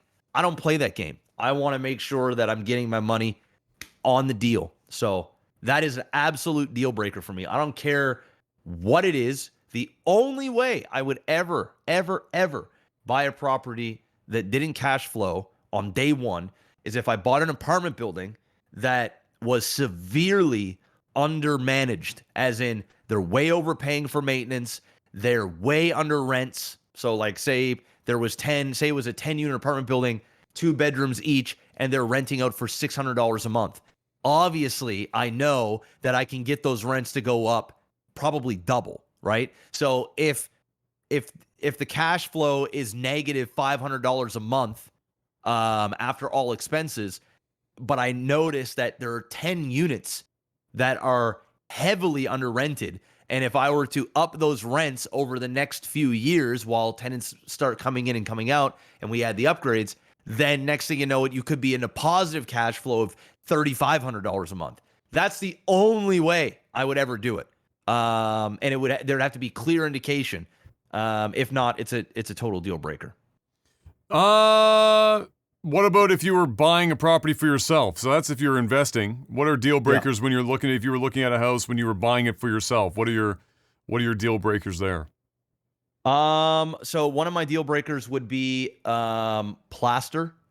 So even though I bought a property that had plaster on a duplex that I ended up just selling a couple months ago, it was usually if a house is like 60 years old, they don't have drywall, they have plaster.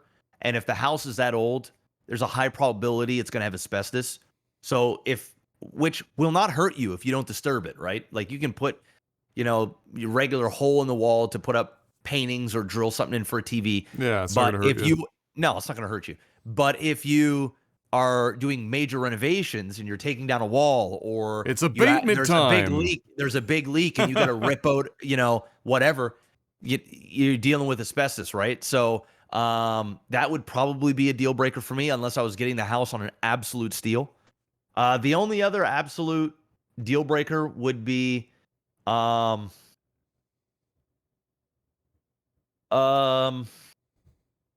not many others. I mean, I'm not really that interested in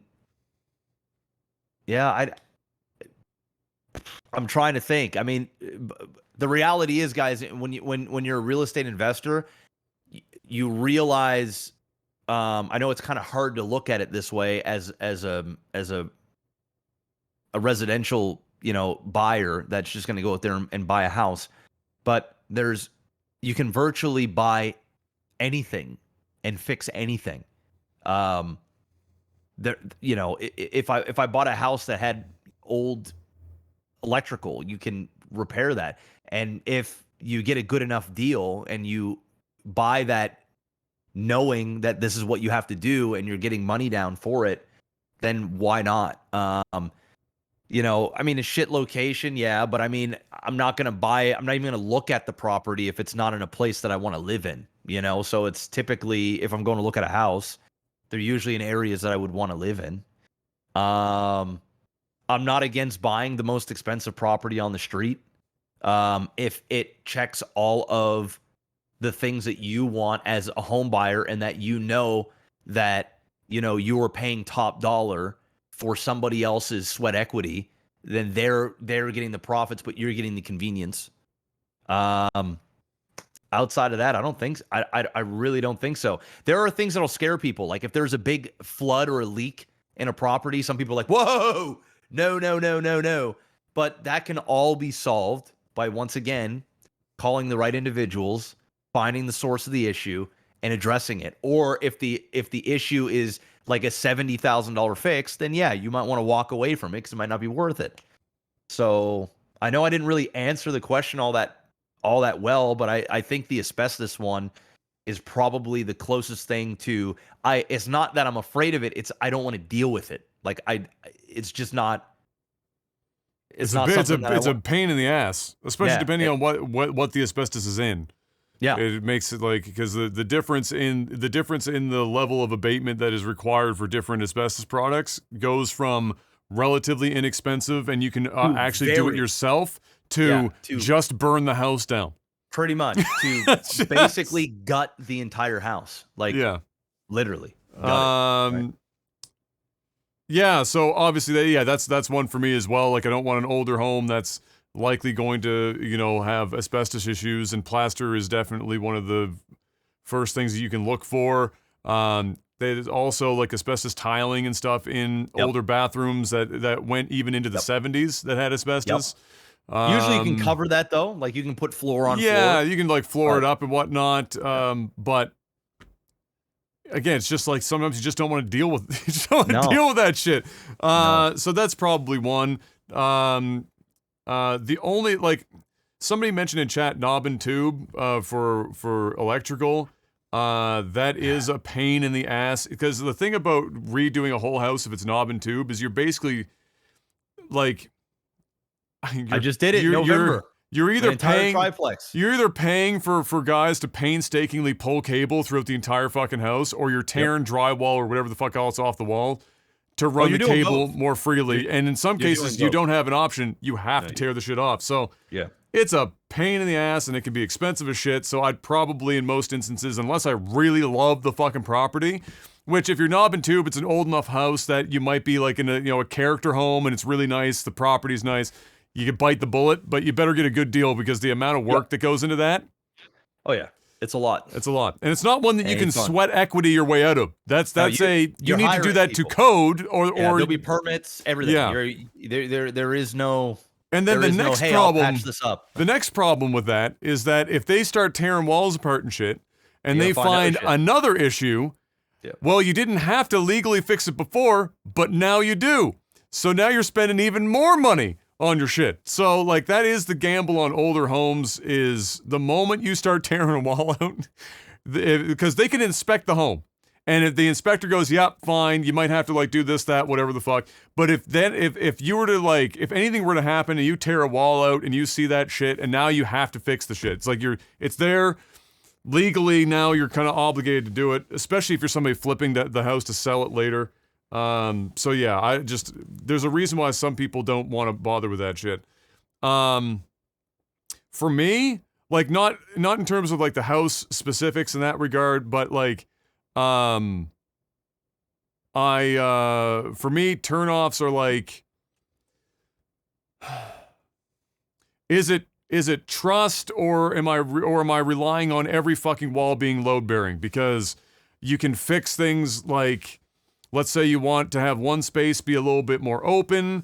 Well, unfortunately, that's a supporting wall, and if you're going to do that, you're going to have like 7 guys bring in a fucking 300-pound beam and run that shit into the house, and the beam is expensive and the labor is expensive. All of that just so that you can open up a wall. So if it's a house where the load is going to the exterior walls, that's usually a bonus for me as well, because like most people, even though we're getting a little bit away from it, I want my living room and my kitchen to be open. Everywhere else in the house could be a fucking walled off space. I don't give a shit, but those 2 areas I want to be open. So depending on how much work would be required to make that happen would maybe change my mind. But the number one thing, and I was spoiled growing up here, and Jeff, even you, technically, and almost all, I mean, less so in your first home, But even then, so having woods at the back of the house, Green belt. a green belt for privacy. I don't care that my neighbors are probably going to be, you know, within fucking 15 feet of me to either side, but to go out on your back deck and you can put it wall, you can get your privacy stuff up, like that. and then woods. Yeah.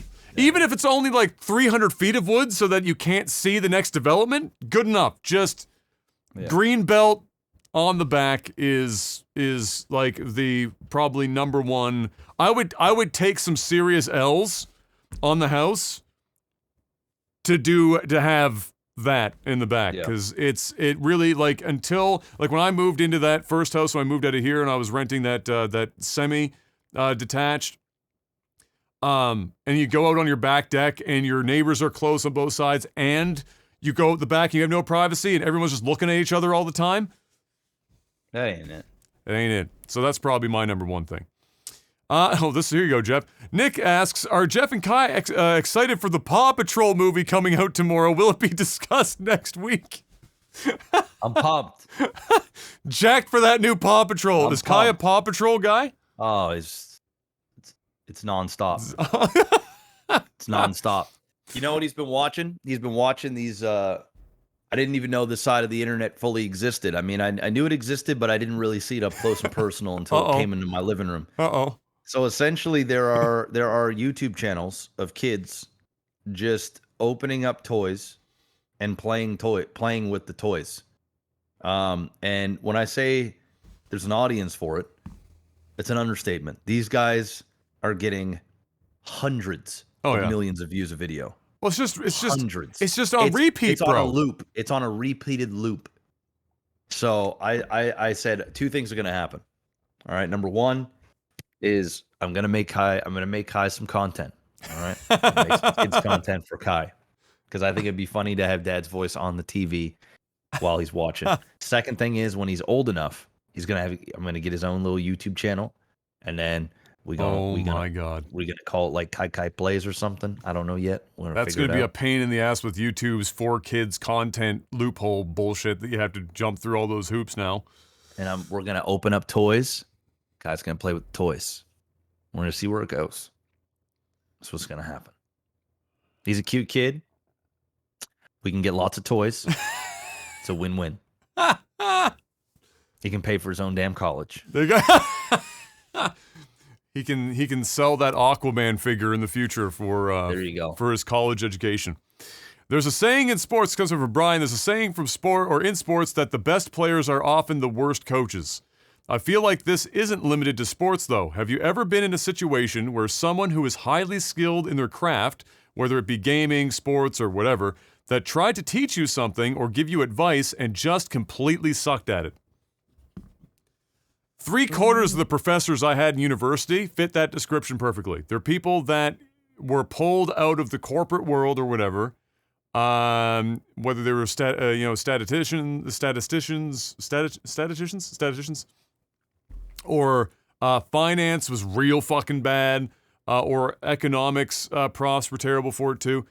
They were pulled out because they excelled in their field, but it didn't necessarily mean that they were good at teaching. And they'd get tenured, which would give them even less incentive to be good. And they were just fucking atrocious. They couldn't teach to save their life. And it was basically just you teaching yourself the entire curriculum and paying money for it. So I would say that. I mean, there were obviously, I had a couple, handful of profs that were incredible, that were not only really good at their job outside, but when they became professors were also phenomenal teachers. But I definitely can say that, when professors are largely farmed from academia and from the field in which they work, you end up with people that aren't always particularly good at being a professor. So that's probably a good example. But for sports, yeah, I mean, when I was in basketball, there were guys I played with who were incredibly skilled, or their dads were like bordering NBA draft, and they'd like try and fucking teach you some shit, and just terrible, fucking awful at teaching, and then they get mad at you when you couldn't figure it out. So definitely, the case. I mean, the most prominent case that a lot of people would point at is like Michael Jordan trying to join the did join the office for oh shit, what team was he on there for a couple of years? Oh my god, my brain fart is real. But yeah, it was not good. His drafting choices were terrible. And then the team only did well. The Wizards, thank you, Washington Wizards. And then the team only did well when he pulled his ass out of retirement at like 40 years old and went out and played on the court. So, yeah, definitely a reality oftentimes. What about you? You have any experience with that? Not really. Not in sports. Did you ever, when you were doing like your when you had like esports coaches and stuff that you had over time, where you had people trying to teach you? Yeah, but they were cool. Like the only thing that like they weren't bad teachers. They just did things differently, right? And they were better than me at it, right? So yeah, I think the hard part was me learning new techniques that was out of my comfort zone. Wasn't them being a bad teacher. It was just a hard habit to break from doing it tens of thousands of times over and over and over again.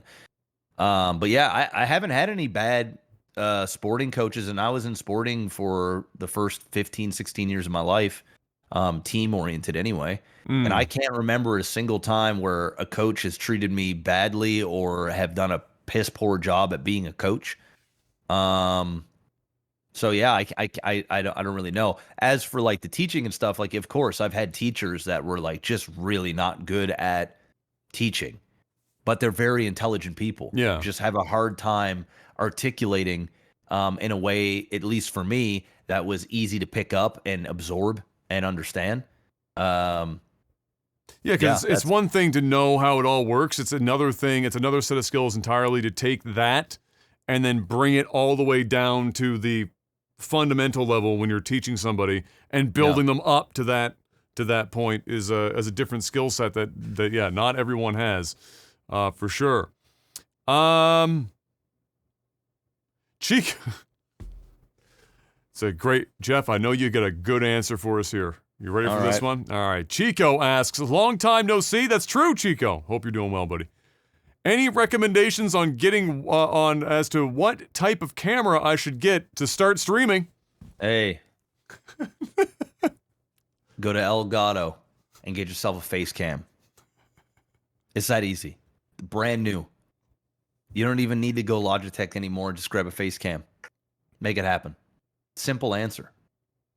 Link in the description below.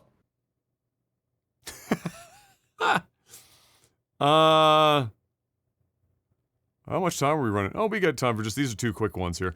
Coyote Conundrum, what piece of financial advice would you give your 20-year-old self? Don't buy the TV.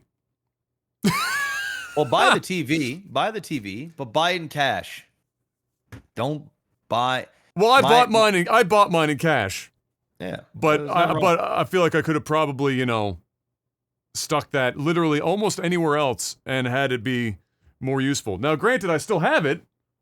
So I guess I've got my money's worth out of it, but, I had a period of time where, in my late 20s, so I had, like, my two ex-girlfriends that unfortunately stripped me of a good chunk of change because I was perhaps a little bit too lenient.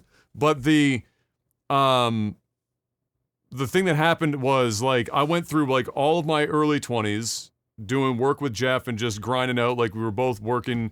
And I worked bad hours. Jeff worked even worse hours. I was working fucking whatever 300 hours a month or 240 hours or whatever the fuck stupid hours it was, and not doing anything. That was all I did. Work, sleep, work, sleep, work, sleep, work, sleep. And we were making really good money back then. Like 2013, 2012, 2014, I think was one of Jeff's best years back in the day. A lot of money made, but I wasn't doing anything. I wasn't going on trips. I wasn't like fucking spending any money on myself or whatever. And then I got through those relationships. I hit my late 20s, and I fucking turned that switch off, and I just spent like fucking ass loads of money on the most frivolous bullshit. And that was a terrible life choice. That all that money should have gone somewhere else, but it was like I hadn't allowed myself to do anything for so long, and I did the dangerous stick your toes in the retail therapy waters. Yeah, don't go there. It was bad. It was Don't go bad. there. So If you go now, there, only go there for a short period of time. very short period of time. Short period of time. Don't stay there. So that's probably like the one thing, because I was actually really, really good with my money throughout most of my 20s. I didn't do anything with my time. I literally just worked and that was it. But then on the back end, you know, like I said, unfortunately lost most of that one way or the other. But it would have been nice also back then if maybe I took some more money and just put it in like literally any investment. Anything. That would have been better than sitting in a bank account. Like, just take X dollars a year and throw it into, like, even government-backed shit. Like, literally anything would have been probably what I told myself. Or something that I could pull out in the 15 years afterwards to buy your first house. Something that's liquid enough that you can sit there for 10, 15 years, pull it out, and fucking buy your first house. But instead, back then, it was, no, fuck it, I want to be as liquid as possible. All my cash was on hand. And then that was the show. And so that's probably like the one major thing I would say that I would do. Oh man, what would I tell my 21? You said 21 20-year-old self, whatever. Pay off your high interest debt as quickly as possible, and then don't get back into it. Like that is number uno. It's a gnarly hole to go down. Yeah. And I did. I mean, I owed people money. I was in collections. I went through all that stuff. I fucked my credit score up, all that stuff when I was 18 to 21, 22. So yeah, that's the main thing. I don't go into debt for anything now unless it's rental related. So anything I buy in cash. Period. I still buy with credit. I just pay it off immediately. That's what I mean. Yeah, I mean, I'm using credit. I get my points, right? But it's getting paid like the moment I get home. Yeah. It's just that simple. So, you know, and not everybody can do that. Which just means, you know, you just need to save up a little bit more to be able to do that. At least that way, because what I found, especially when I was younger, is if I bought something and I was like, yeah, I get paid whenever, I'll pay for it then. Something else comes up, something happens, and then the next thing you know, okay, next pay I'll put a little bit extra, and then it's a snowball, right? Then it ends up in collections. I've been there. So yeah, those are the two main things. I've always been pretty smart about my money. When I started making good money, so I didn't grow up with a lot. We grew up pretty, I don't want to say poor because there are people that were much less fortunate. But you know, we didn't grow up with much. I mean, before I knew you, like when I knew you was at our sort of financial peak, and we didn't own the house. It was rented from my dad's boss who gave us a deal, right? We really had no, like when we moved to where you were, like I felt like I moved into like the rich neighborhood. You know, that was like my thing. I came from the hood, like literally.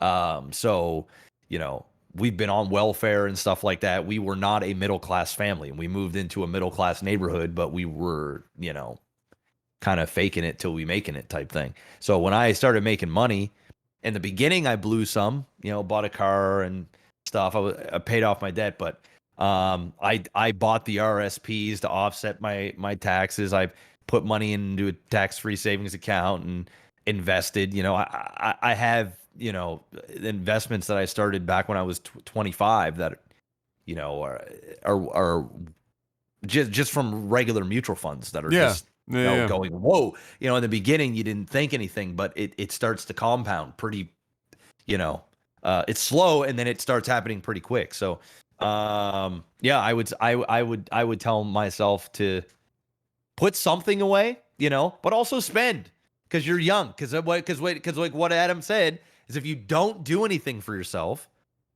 you're gonna end. You know, some people don't, but a lot of people, they get a taste of it, or they get some retail therapy, and next thing you know, they just burning through it like it's because it makes you feel good. When you buy something, it makes you feel good, and that dopamine hit happens, and you just keep chasing it and going after it, and you realize like, oh my god, I got a bunch of shit I don't need. Yeah. So yeah, go and buy the TV, buy the the expensive microphone or the camera or whatever, but do it in moderation. So what I do now is like I barely buy anything for myself. These days. And usually when I do, they're large purchases. But what I do now is if I'm buying something for myself, it's usually a reward for hitting a certain achievement or a goal. And then I indulge. Outside Which of that, is the way to do it. You want to have it set up as like a reward mechanism instead of just doing it to do it. It's like, hey, I've got $1,000 in my bank account. Shit, it's what can I do with in it? My pocket. What can I buy with it? Right? Yeah. Once you get to the point where you no longer like have to look at your bank account, you usually are typically doing okay. And it took me many, many years to get to that point, because before I'd be constantly checking to see how much money I got, to see if I can go to McDonald's and buy a fucking whatever, or go to the gas pump and put $20 in instead of filling it. Get that $5 to get us to Indian Lake and back. That's that. But I used to live like that all the way up until I was like 20, 25. When I started making good money. And the money ain't gonna solve all your problems, but it'll solve your money problems. And usually that will. There are several of those in life. There are several of those. Just don't be stupid about it. Have some fun and make some mistakes. I still have some vices. Everybody has their thing. Just don't get too crazy with it at 21, 22, because you're going to create a habit that you're going to have at the older you get. Last question. Volkus asks, with the new He-Man cartoon coming out, I want to know, what were your favorite cartoons when you were younger, and which, if any, would you like to see remade today? Favorite cartoons when I was younger? I really liked Rugrats. Watched a lot of that. Watched a lot of Darkwing Duck, Chip and Dale, Animaniacs. That was sort of my Inspector Gadget. That was sort of that was my age bracket. But Rugrats really sticks out for me because it was a lot of fun, and I think I was starting to get old enough that like I was really getting, like, I could understand even more. I wasn't, some of these other ones I was really young, so I remember watching, but I don't really remember that much. But Rugrats is pretty awesome. Yeah. Redo Rugrats. I didn't watch a lot of cartoons. Like when I was watching TV, it was oftentimes like actually like the live action shit more often than not. But the cartoons I did watch, I mean, I shouldn't say that. I watched a lot of cartoons. I didn't just like religiously watch a lot of very specific cartoons. Rugrats I definitely watched a lot of for sure as well. Like I was definitely a Rugrats kid, watched a lot of that. Doug, I watched a lot of Doug. Man, but then like those animated stuff, like I watched a shitload of Reboot. That's for sure. Beast Wars, or Beasties. Those two things were like Transformers, back to back.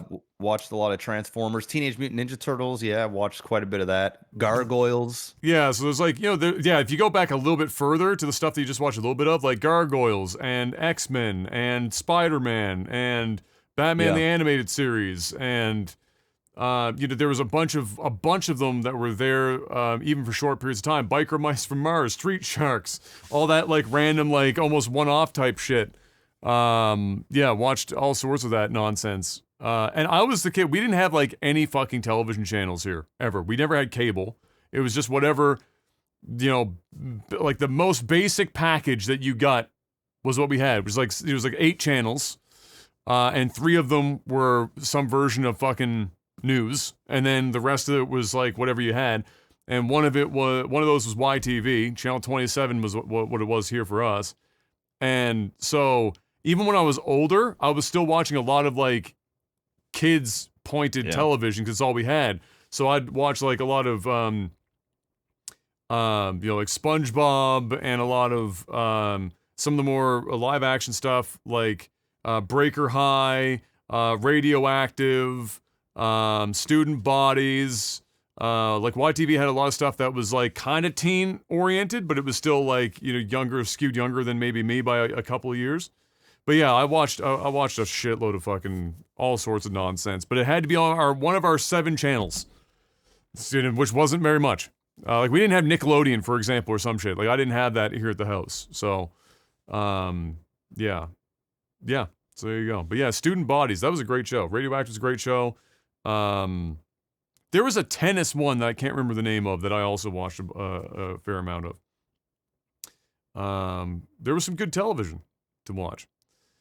And that's it. Oh, no, wait. Which one would you like to see remade? Any of, if any of them? Rugrats. Oh, does that need a remake? No, but none of them do. So I'm gonna go with Rugrats. Yeah, that's fair. Okay, yeah, that's fair. Yeah, I'll to be different. You know what I want? I want I don't need it remade. Just bring back Batman the animated series. Give me that. Give me Mark Hamill as a Joker. And you know, just give me Batman the animated series, because that shit was arguably one of the greatest animated shows of all time. So give me that, but you don't need to remake it. You just need to make more of it, and we're good. And that's it, ladies and gentlemen. That's another Technical Alpha podcast. Mostly tech support this week. Thin week for news, but we'll be back next week. There's Gamescom next week on Wednesday.